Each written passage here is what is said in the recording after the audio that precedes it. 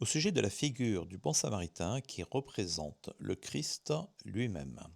De nombreux pères de l'Église et les réformateurs ont vu dans le bon samaritain une figure du Christ lui-même. Ce n'est pas seulement un appel moral, mais une parabole sotériologique où Jésus raconte sa propre mission de salut. Voici les principales citations et interprétations à ce sujet. Tout d'abord les pères de l'Église. Augustin. L'homme descendait de Jérusalem à Jéricho. Il s'agit d'Adam, tombé du paradis céleste dans le monde terrestre, des auteurs de la justice à l'abîme du péché.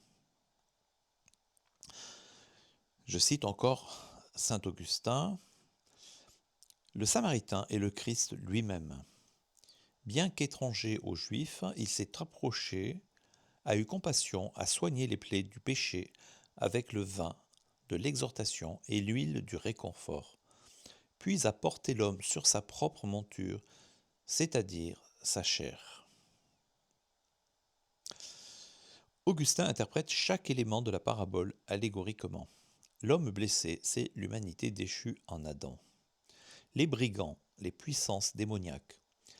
Le prêtre et le lévite, la loi impuissante à sauver.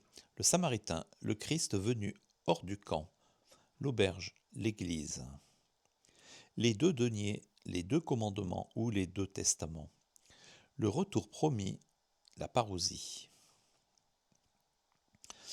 Origène, dans son homélie 34 sur Luc, dit ceci, je cite, le Christ est ce Samaritain miséricordieux, étranger au peuple juif, mais plein de compassion pour toute chair. Il n'a pas fui la misère humaine, mais s'est approché du blessé, c'est-à-dire de l'âme blessée par le péché. Origène est le premier à proposer cette lecture typologique et christologique, voire christocentrique, qui deviendra classique dans l'Antiquité chrétienne.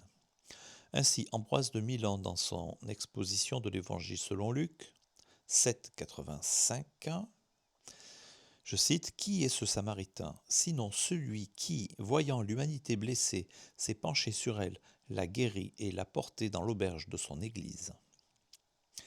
Jean Chrysostome, homélie 31 sur Luc, bien qu'il insiste sur l'exemple moral, il évoque aussi la dimension christologique. Je cite, le Christ nous apprend la compassion, car c'est lui-même qui, le premier, a guéri les plaies de notre âme.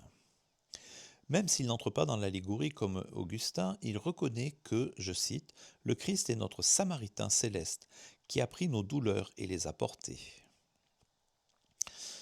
Un mot maintenant sur l'interprétation des réformateurs sur notre texte, Jean Calvin, commentaire sur Luc, chapitre 10, versets 25 à 37, voici ce qu'il dit.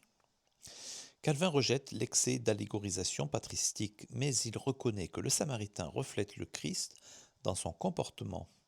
Je cite, certes, on peut dire que dans la personne de ce Samaritain, le Seigneur nous montre son propre exemple. Lui-même méprisé et rejeté des hommes, a été le véritable prochain, car il est venu secourir l'humanité tombée. Fin de citation. Il en tire une leçon éthique fondée sur la grâce reçue.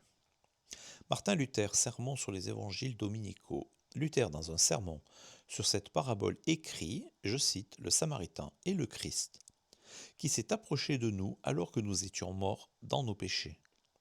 Il nous a relevés non par la loi, mais par l'Évangile, nous a portés dans son Église et a promis de revenir.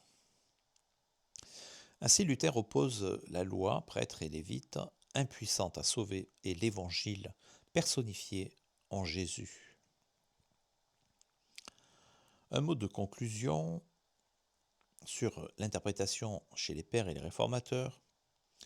Je rappelle donc que l'homme blessé, c'est Adam, l'humanité pécheresse. Le Samaritain, le Christ, compatissant, sauveur. Le vin et l'huile, le sang du Christ. Et l'Esprit Saint, l'auberge représente l'Église, les deux deniers, la parole, les sacrements, le double commandement, le retour du Samaritain, la parousie.